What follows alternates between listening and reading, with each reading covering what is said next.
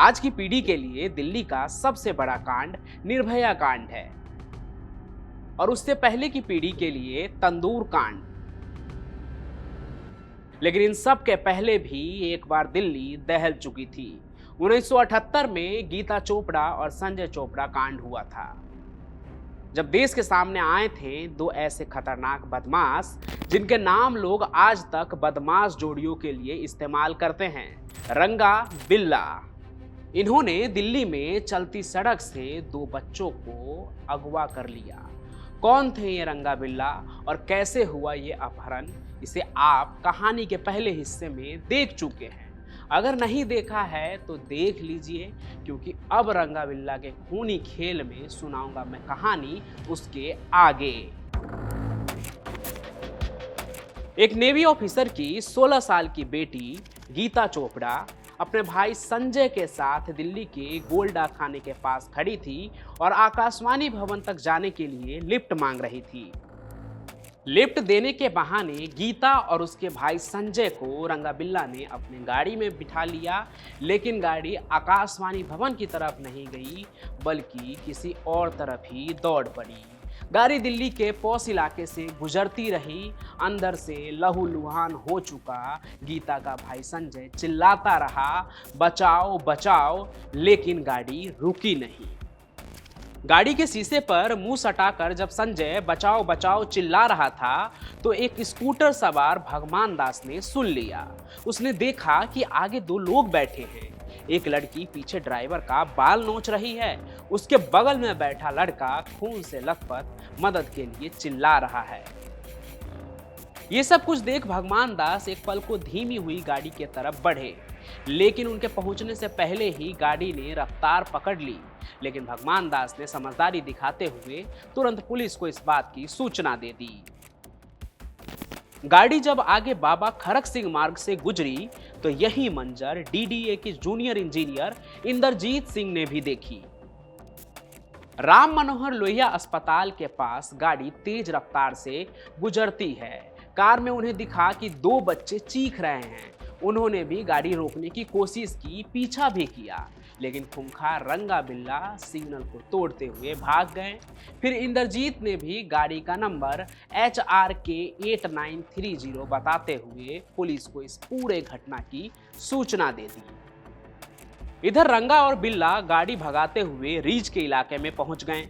अब तक वो समय आ चुका था जब रेडियो पर गीता चोपड़ा की आवाज आनी थी, लेकिन वो तो रंगा बिल्ला के साथ बुद्धा गार्डन के पार्किंग में थी। मजिस्ट्रेट को दिए बयान के मुताबिक इस वक्त तक रंगा बिल्ला को पता चल गया था कि दोनों बच्चे आर्मी परिवार से ताल्लुक रखते हैं। ऐसे में उनके घर को लूटना बेवकूफी वाला प्लान था। इसलिए रंगा ने बिल्ला से कहा कि दोनों बच्चों को छोड़ देते हैं, लेकिन बिल्ला नहीं माना। बाद में बिल्ला ने कहा कि एक डायमंड ज्वेलर को लूटने में गीता उसकी मदद कर दे, फिर वो उन्हें छोड़ देगा। लेकिन बात यहाँ भी नहीं बनी। फिर वो बुद्धा गार्डन एरिया में कच्ची सड़क के तरफ गए और एक बड़े धारदार हथियार के साथ संजय को गीता से अलग ले गए।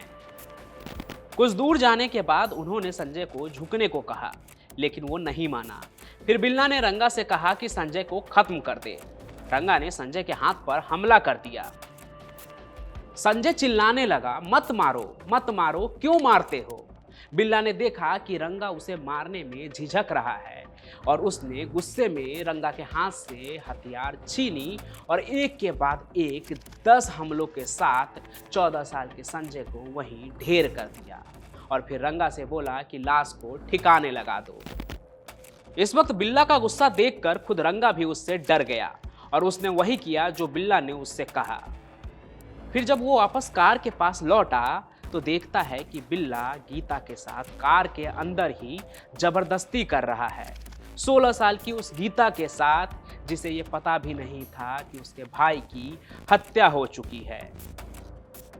तिहाड़ के जेलर रह चुके सुनील गुप्ता ने इस घटना के बारे में अपनी किताब ब्लैक वारंट में बताया है कि रंगा के मुताबिक जब बिल्ला हैवानियत करके कार से नीचे उतरता है तो रंगा से कहता है कि उसे भी ये करना चाहिए।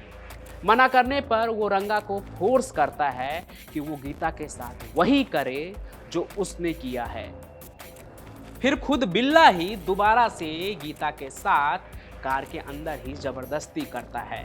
लेकिन इसी बीच गीता उनसे उनकी हथियार छीनकर बिल्ला पर हमला कर देती है।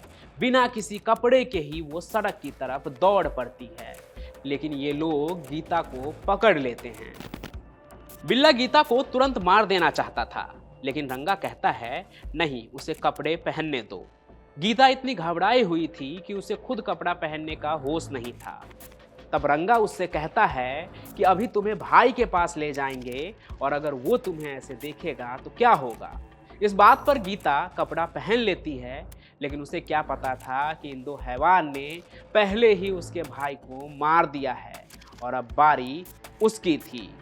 इस वक्त तक गीता के पिता ने उसे हर जगह ढूंढने के बाद धौला कुआं पुलिस स्टेशन पहुंच चुके थे, इस शिकायत के साथ कि उनकी बेटी और बेटा मिसिंग है। पर कैप्टन चोपड़ा के पहुंचने से पहले ही ये खबर दिल्ली के कई पुलिस थानों तक पहुंच चुकी थी कि एक लड़का और लड़की को कार में कोई जबरदस्ती ले जा रहा था। किडनैपिंग की बात सुनते ही कैप्टन टेंशन में आ गए, लेकिन पुलिस के लिए ये थोड़ी राहत की बात थी कि उन्हें पता तो चल गया कि आखिर जो बच्चे किडनैप हुए हैं वो कौन हैं। फिर मिली जानकारी के मुताबिक पुलिस कार के नंबर से किडनैपर तक पहुंचने की कोशिश में जुट जाते हैं, लेकिन उन्हें ये बात पता नहीं थी कि गाड़ी भी चोरी की थी और बिल्ला ने बाद में गाड़ी का नंबर प्लेट भी बदल दिया है। रंगा बिल्ला जैसे खूंखार क्रिमिनल को पकड़ने के लिए अभी तो चूहे बिल्ली का खेल शुरू भी नहीं हुआ है। कहानी में आगे अभी भारतीय सेना की एंट्री होगी, प्रधानमंत्री की टेंशन बढ़ेगी, अटल बिहारी वाजपेयी का कुर्ता खून से लाल होगा और रंगा बिल्ला का जो हाल होगा वो देखने लायक होगा। लेकिन बाकी की कहानी मैं आपको बताऊंगा इस कहानी के तीसरे और आखिरी भाग में। तब तक आप इस कहानी को लाइक कीजिए, ज़्यादा से ज़्यादा शेयर कीजिए, कमेंट में अपने विचार को ज़रूर लिखिए कि इस क्रिमिनल जोड़ी के बारे में आप क्या सोचते हैं, और साथ ही साथ आप हमारे चैनल को सब्सक्राइब जरूर कर लीजिए। हम फिर मिलेंगे नए सफ़र में किसी और चौंका देने वाली कहानी के साथ। तब तक के लिए आपका धन्यवाद।